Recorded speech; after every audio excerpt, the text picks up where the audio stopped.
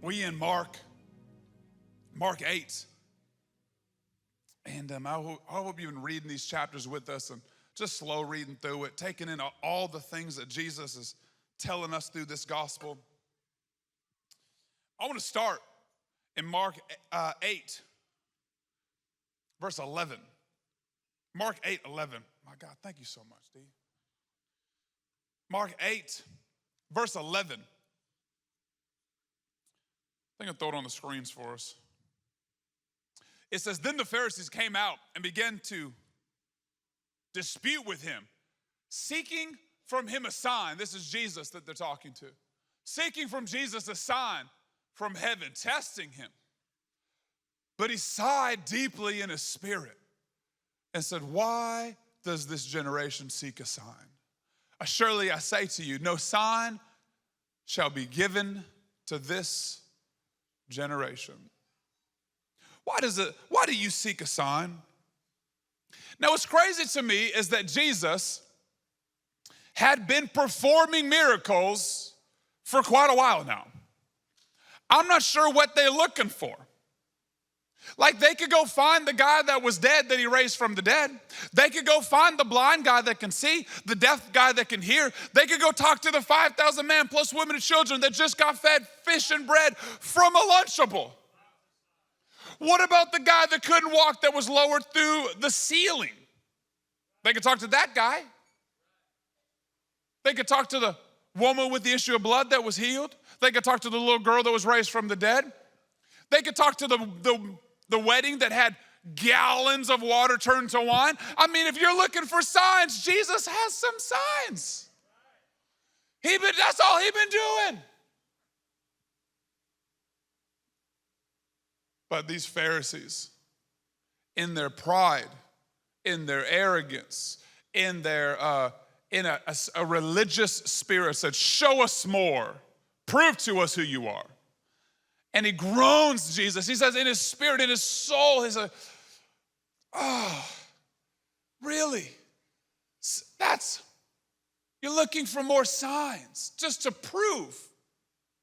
What about the sign when the heavens parted, when Jesus was baptized, and an audible voice from heaven said, this is my son in whom I love and am well pleased? What about that sign? When the heavens opened. And they're like, we need more signs. Show us more. What is Jesus now just a magician? Is he a clown? What is he doing here? He's just making bird animals with balloons? Like, what is this? What more does he need if he's already been loving and serving and healing and changing people's lives since he's shown up? And he says, no sign will be given to this generation. I feel like our generation is similar, that we're looking for signs. We're looking for proof. Hey, show us more and then maybe I'll believe. You know, the logic behind it, though, is if you start showing someone a sign, they'll need it forever. And the second the signs stop, they'll stop believing. Have you ever prayed prayers like that? I have. I'll be honest. I pray where you're like, God, heal me. And then it doesn't happen. You're like, oh, I guess you're not. I don't get healed. But I've been healed before. But because this one time didn't go the way I wanted, no sign this time. Like, I get an attitude of God because it doesn't happen the way I want. Like, when God doesn't answer prayers the way you want, you need another sign. Well, God, prove it.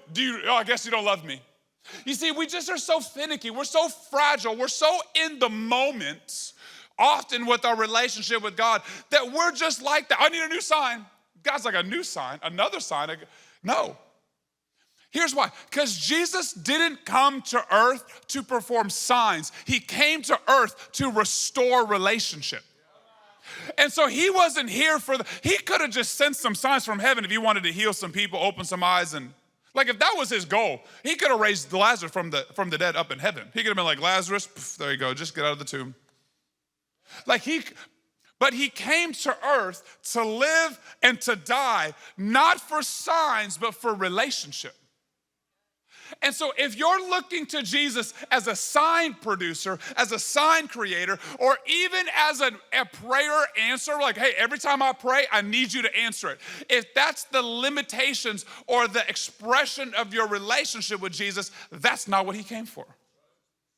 He came to develop a relationship with you. Here's the other thing that I love about Jesus. His proof was never meant to be in his miracles. The proof of God was always meant to be in your life. Let me say it this way.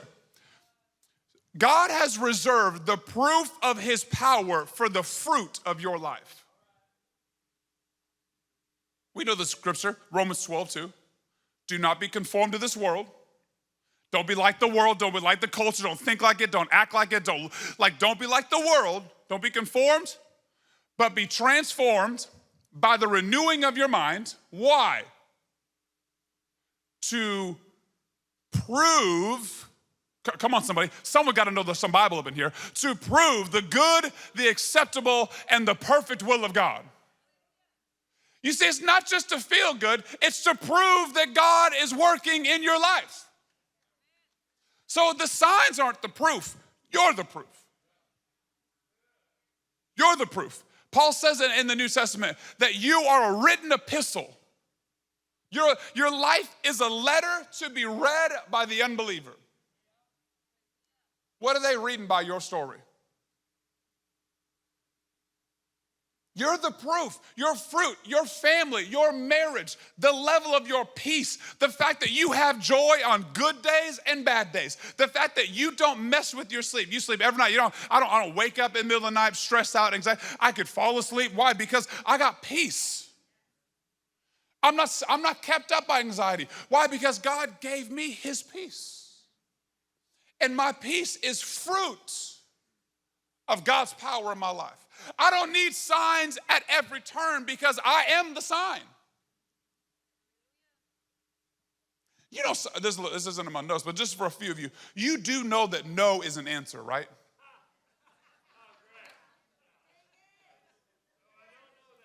So, like, if you pray a prayer and God says no, he answered your prayers.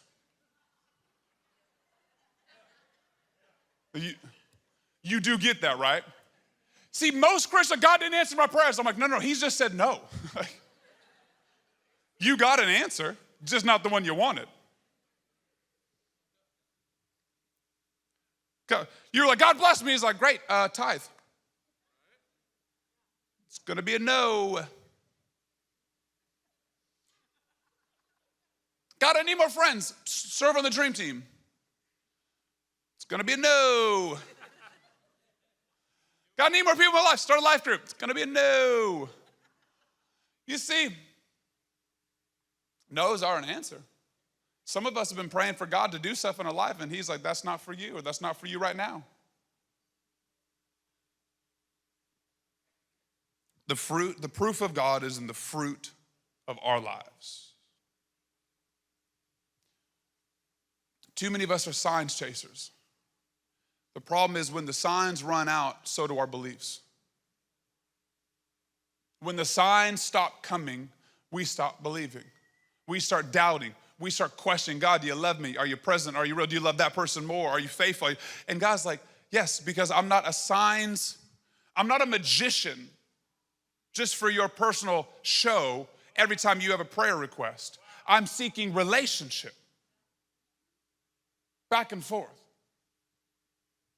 In Mark 8:14, this is a good chapter. This is maybe the pinnacle or the final act of the first section of Mark. And so it's quite a bit in here. You should go home and read, you should read the chapter of 8 of Mark every day this week, twice.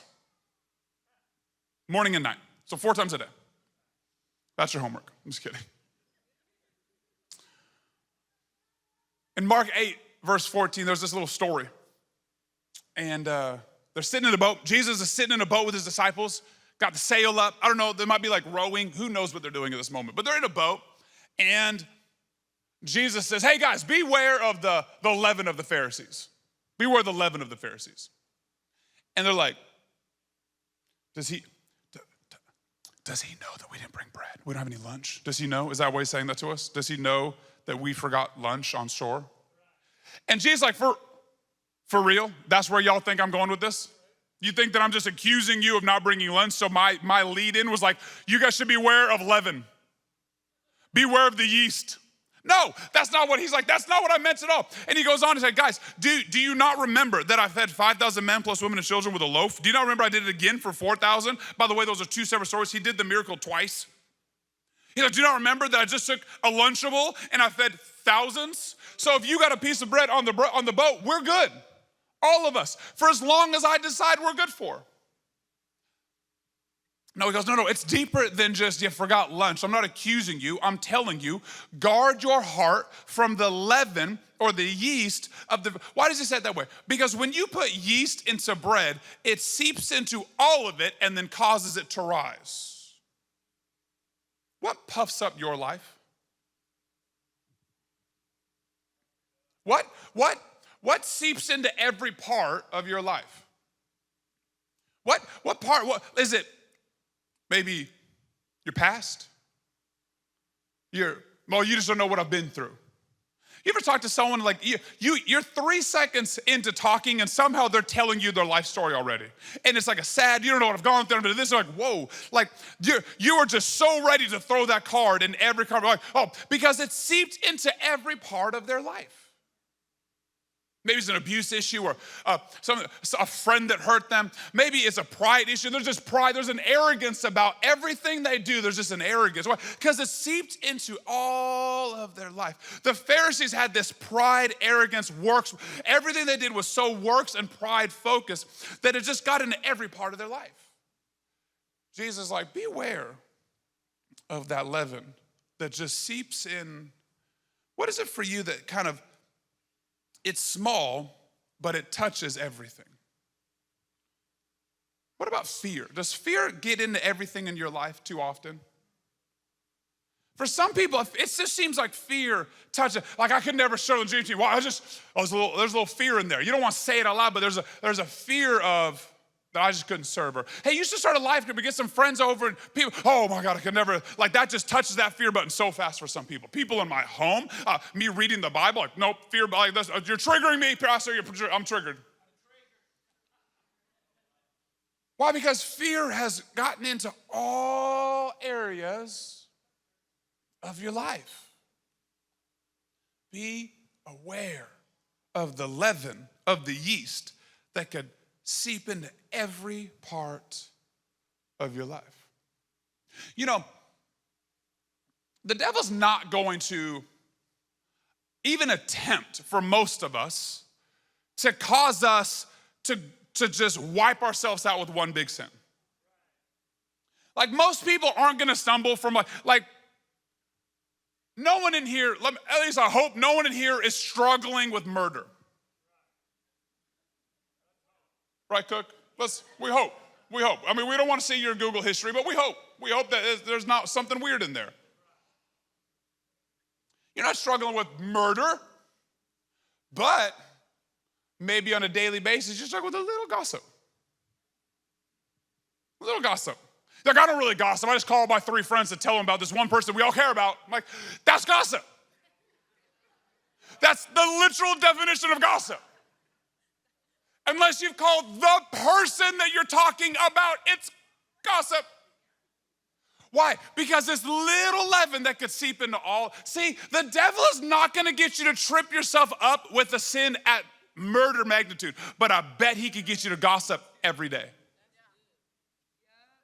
Man, okay, you got to be ready for this. It is what it is. Hopefully I don't get canceled one of these days. I probably will, but we'll just accept it. Most of you aren't going to go pick up a prostitute today. Maybe not any of you. We hope. We hope no one's picking. But I bet there's someone in here that looked at porn this week. Someone got real nervous. Someone just looked right up. He's like, I'm not talking to you. Just keep looking at me. No. Keep appreciate. He's talking to you so much right now. Just hit your neighbor. Say, this is for you today. Why? Because the devil isn't even trying to get you to trip up with a prostitute when he can get your habits of lust with porn secretly. You see, he's not going, oh, murder, prostitute. No, he's like, no, today I can get a little yeast in their life that'll impact all of their life. I can get a little sin and just sprinkle it in and it'll touch everything. I just sprinkle a little fear in there. I sprinkle a little lust in there. You see, you're not gonna go home and pick some prostitute, but you might today scroll Instagram and those accounts, they're just a little too provocative that you shouldn't be following. Yeah, what you looking at that for? You gonna buy that bikini, bro? What, you transitioning? You're like, I might get it, I don't know. No, you're not transitioning. That's not for you. Unfollow and move on. Told y'all we getting canceled. It is what it is. You're like, well, it's not nudity. Bro, grow up, unfollow.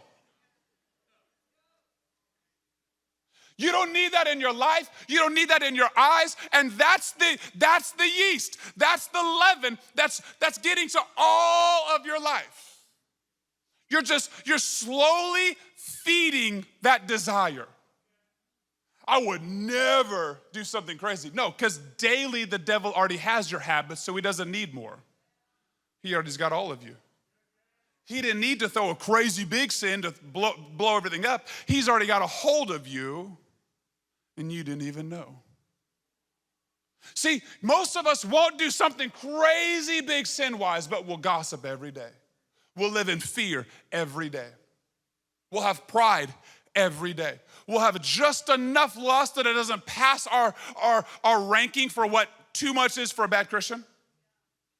Like, oh, I'm a Christian, I would never do that. I don't look at it as much as that guy. I look at it less than the guys in my office. Like that's the level. I thought the level was Jesus. Right, Aaron? I thought my goal was Jesus, not the other guy at the office. If the level was Jesus, he'd mess up a lot of who we follow. Like, crap, I can't follow this person or this person or this person or this person or this person because Jesus wouldn't follow him.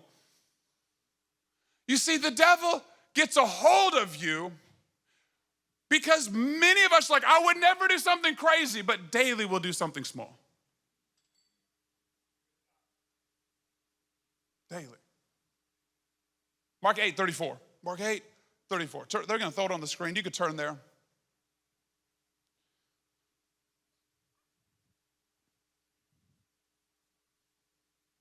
It says, if any of you want to be my followers, if any of you want to be my, now isn't that the goal? Isn't the goal to be a follower of Jesus? Not to just be religious, not to just attend church, but to actually be a Jesus person, a Jesus follower, a disciple of Jesus. Isn't that the goal, church? You must give up your own way, take up your cross, and follow me. Give up your own way, take up your cross, and follow me. If you try to hang on to your life, you'll lose it. But if you give up your life for my sake, and for the sake of the good news or for the sake of the gospel, you will save it. What do you benefit if you gain the whole world but lose your soul? Is anything worth more than your soul?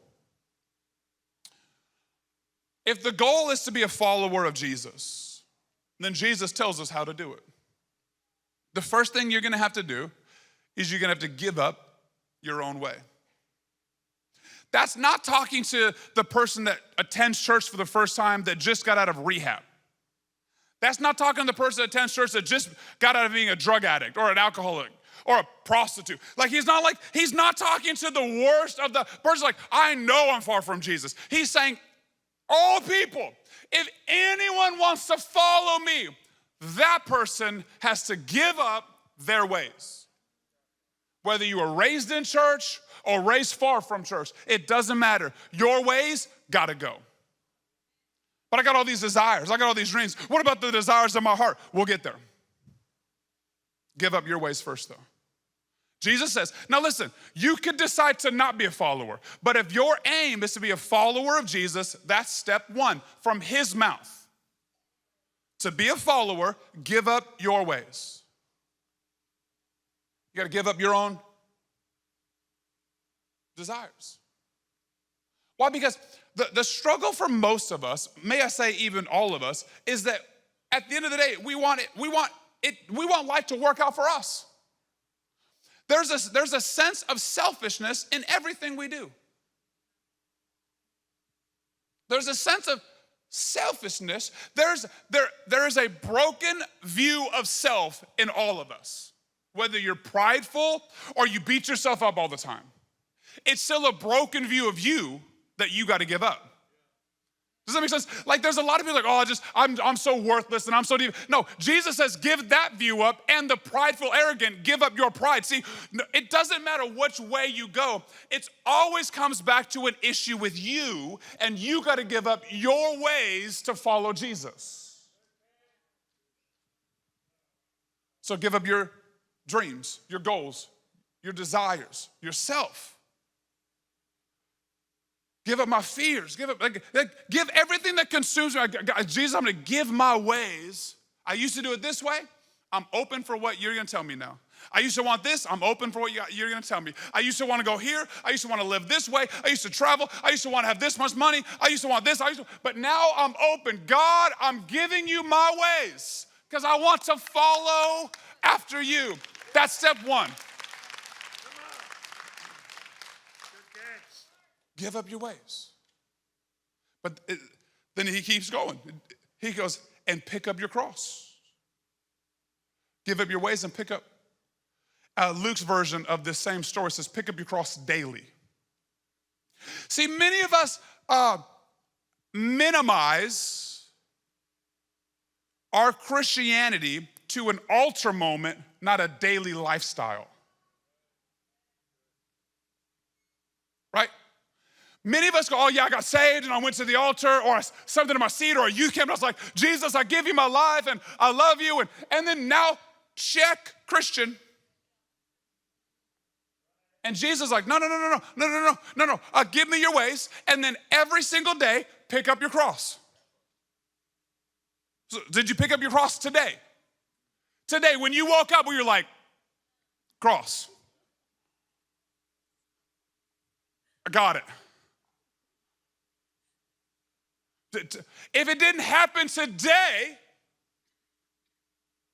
are you a follower of Jesus today?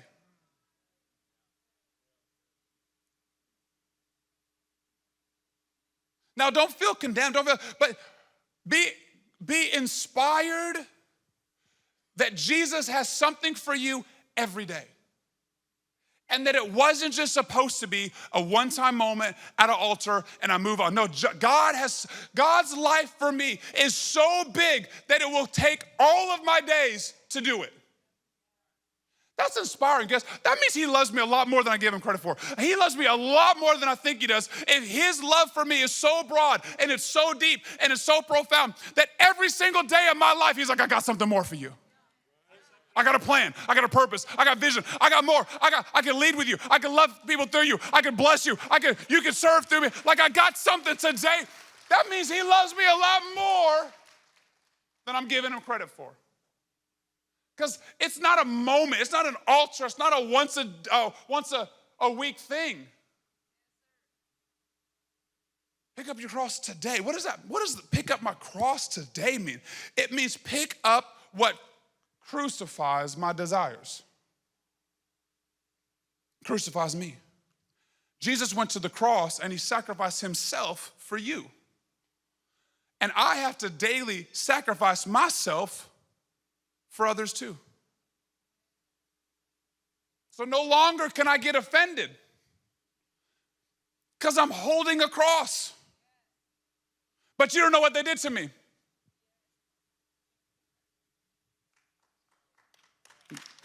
You're holding the cross right now. Did you put it down? You must have put it down to feel that way. You have to. You can't get self-centered and hold your cross. The cross is to sacrifice. The cross is to live for others. The cross is to live for Jesus, not yourself. And so the second you get bitter or upset, or the second you get focused back on yourself and prideful, and the second you're like, I need this race to feel successful, you must have put your cross down, because there's no way you can have those feelings and hold your cross. The cross is to remind you every day, I've been crucified with Christ. It's no longer I who live. It's Christ who lives in me. So when you're out, you got your cross wherever you go. So you're at Starbucks, you got a cross. You're at the grocery store, you got a cross. You're at work, you got a cross. You're walking in your neighborhood, I still got a cross.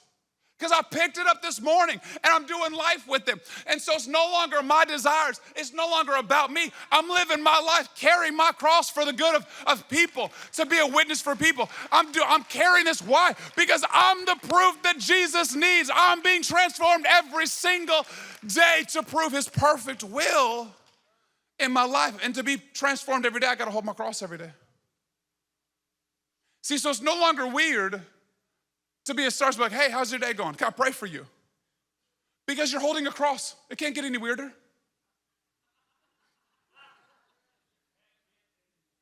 I mean, you're holding a cross. Like, I'll be embarrassed. You're holding a cross. But they don't know that. Sometimes neither do you. All of a sudden now you can invite people, you can witness to people, you can be alive for people, you can serve people. You can say, listen, other people would be offended at that. I choose not to be. That would hurt other people's feelings. It's not gonna hurt mine. Why? Because I'm holding a cross. I got bigger things to deal with, like eternity. Could it offend me? Oh, heck yes. Should it offend me? Maybe. Will it offend me? No. Why? Because I'm holding a cross. So yeah, they meant to hurt me. Yeah, they cut you off. Yeah, they spoke down to you. Yeah, they stole your spot. Yeah, they made you look bad to the boss. Yeah, you lost that raise. Yeah, you could get mad. Yeah, they left you. They were the friend and they stabbed you in the back. They gossiped about you. Yeah, they did a lot of stuff that you should be able to complain about, but you're holding a cross. Yeah. So you can't get offended. I mean, crucify Christ. I guess you could tell Jesus to get offended because it's him living in you now. Like, Jesus, you should really get mad at this person because they were coming at you today. It says, give up your own ways, pick up your cross, and follow. Follow today, follow tomorrow, follow Tuesday, follow Wednesday. Follow him on Thursday. What does it mean? It means as he leads you to witness, as he leads you to forgive, as he leads you to pray, as he leads you on a daily basis through grace and peace, when he leads you into rest, it says that he leads me besides the still waters. He restores my soul. What does that mean? It means I cannot be a person holding my cross and holding anxieties. Because if I'm following Jesus, he leads me in the paths of righteousness, and he leads me to still waters, and he leads me with an easy yoke and a light burden. So I can't be depressed and hold a cross. I could struggle and overcome. If you're on the journey of overcoming, that's the journey you're on. You're holding your cross and following Jesus through your pains, out of your struggles, through your bitterness, overcoming your anxiety, overcoming your depression. But you can't claim both. You can't say, this is who I am. No, it's not. You're crucified. You're on a journey following Jesus, and he is not leading you into more depression. You're on a journey following Jesus. He's not leading you into more anxiety. He's not leading you into more pains. Follow Jesus. Follow Jesus. When was the last day you woke up and said, today I follow Jesus? Is Christianity an ultra moment or a daily lifestyle? Band can come onto the stage. It says at the end of this verse, what good would it be for a man to gain the world but lose his soul? What would a man give in exchange for his soul? If someone walked up to you today and said, I have your soul, what is it worth to you? I guess you'd give everything you have access to giving. I mean, you couldn't give me $1 billion if you don't have it, but you could give everything that you have. Would you? Would you trade everything you had access to for your soul? So the real question is, then why live a life that will lose it in the end if you would give everything for it from the beginning?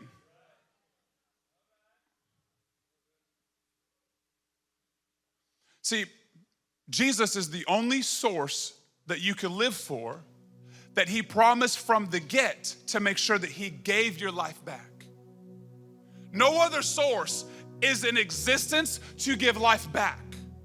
Your company is just gonna take as much as it can, make as much money off of you as it can, and when you retire, get another one. They're not giving anything back. Now, they probably love you in the process, and there's better ones and worse ones. But the point is, you're never gonna get life back from the life you've given. Your relationships can't give life back. No amount of money can give it back. No amount of fame can give it back. No amount of success can give it back. Only Jesus is a source loving enough and big enough for me to give my life for, and him in return give me life back. You can't make enough money for that to go, oh, here's your life back. No, you lost it. Once you spent it, you spend it. Once you've spent your life, money can't give more life back. There are billionaires in the world today trying to find ways to live longer because they want more life. And their money can't do it. And their power can't do it. And their fame can't do it. No amount of fame can bring peace. No amount of fame can bring health to a marriage. No amount of fame can bring success. No amount of fame can make you feel content about yourself. It's just driving and driving and driving until maybe you're lucky enough to realize that you climbed the ladder and you got to the top and it's the wrong one all along. But sadly, most of us never get to the top to realize we shouldn't have been climbing this ladder all along. Only Jesus. Only Jesus can you give your soul to and him give it right back. The best part about it is when he gives it back, it's healthier and it's whole and it has peace in it. And he's like, I added a feature. It's this joy thing. You haven't had a lot of that lately, but I added a new feature. It's a little joy in there for you. Why? Because he just keeps giving and giving.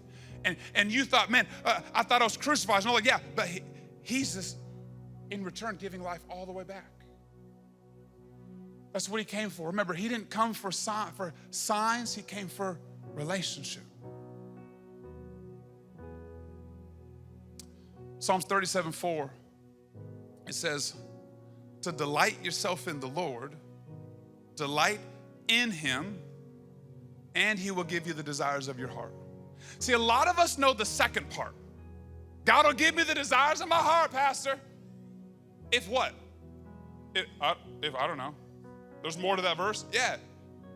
It says, if you delight in him, he will give you the desires of your heart. When we're found in him, life is healthy. Life is rewarding. Life is full. Picking up your cross, it's not a bad day. In fact, the day you pick up your cross is the day you realize this makes the most sense out of anything I've ever done.